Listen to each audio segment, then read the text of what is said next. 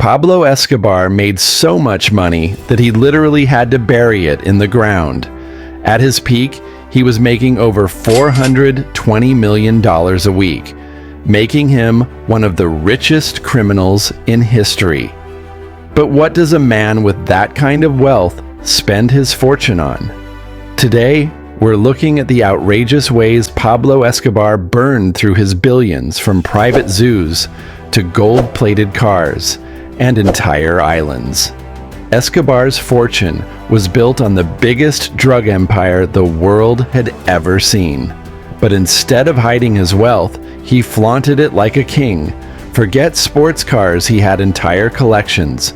Forget mansions, he owned entire towns. This is how Pablo Escobar spent his unimaginable $70 billion fortune. Mansions and estates. Pablo Escobar wasn't just a billionaire, he was a man who wanted to live like a king. His most famous property, Hacienda Nápoles, was more than just a mansion. It was a 7,000-acre private kingdom in Colombia, built for pleasure, business, and intimidation. This estate featured a private airstrip, multiple luxury villas, and even a full-scale racetrack. But the most famous part of Hacienda Nápoles was his private zoo, where he kept exotic animals like giraffes, zebras, elephants, and hippos, which later became an invasive species in Colombia. The cost of maintaining this zoo alone ran into millions of dollars per year. Escobar also owned Isla Grande, a private island in the Caribbean. Unlike his Colombian estates, this location was for secrecy and relaxation, equipped with a massive mansion, hidden airstrips, and a network of escape routes. The island was a place where Escobar could host meetings with top cartel members and hide from authorities when needed. Additionally, Escobar had hundreds of safe houses spread across Colombia and beyond, many of which were stuffed with cash, gold, and weapons. Some of these properties remained undiscovered for years, leading to rumors of hidden treasure buried under his old estates. Cars that would make billionaires jealous. Pablo Escobar had an obsession with luxury cars, collecting some of the rarest and most expensive models in the world. His fleet wasn't just about status, it was a sign of his untouchable power. He didn't just buy cars, he customized them to his liking, sometimes even plating them in gold. One of his most prized vehicles was a Rolls-Royce Silver Ghost, valued at over $7 million today. This vintage luxury car symbolized royalty and extreme wealth, which fit Escobar's self-image perfectly. He also had a Ferrari 512 TR, a car worth over $400,000, built for speed and style. Another rare addition was his Porsche 935, a Le Mans-style race car valued at $1 million, making it one of the most expensive Porsches ever. He often gifted luxury cars to cartel members and allies, ensuring loyalty and strengthening his influence.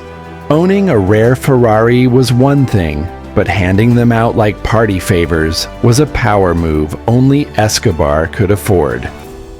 Watches that cost more than mansions.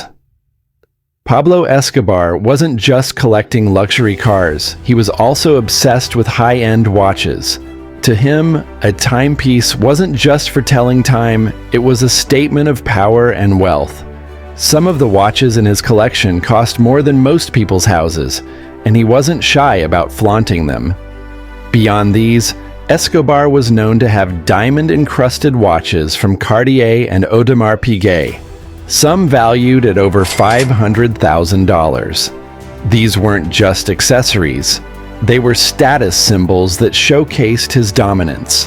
One of his most unusual habits was gifting expensive watches to his cartel members and hitmen.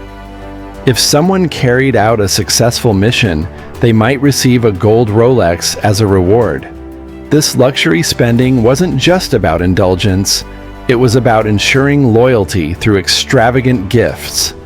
Vacations that would make royalty jealous. For a man who controlled a multi-billion-dollar empire, vacations weren't just about relaxation, they were about making a statement.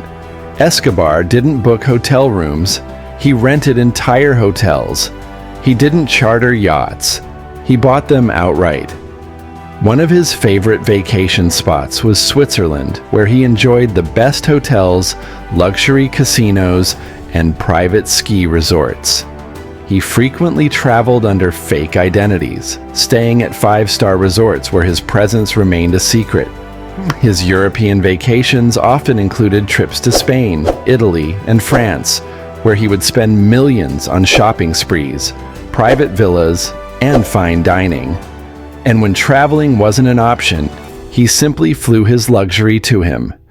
Escobar would import exotic foods, rare wines, and even performers from around the world, making his private estates feel like five-star resorts. Money was never an issue if he wanted something. He simply paid whatever it cost. Outrageous spending, the bizarre and unbelievable Pablo Escobar's spending wasn't just about luxury sometimes, it was about pure excess. He had so much money that he couldn't even spend it fast enough, leading to some of the most ridiculous purchases imaginable. One of the most famous examples was when he burned $2 million in cash just to keep his daughter warm while they were on the run. For most people, that kind of money could buy multiple houses, but for Escobar, it was just fuel for a fire. Another strange expense? Gambling on soccer matches.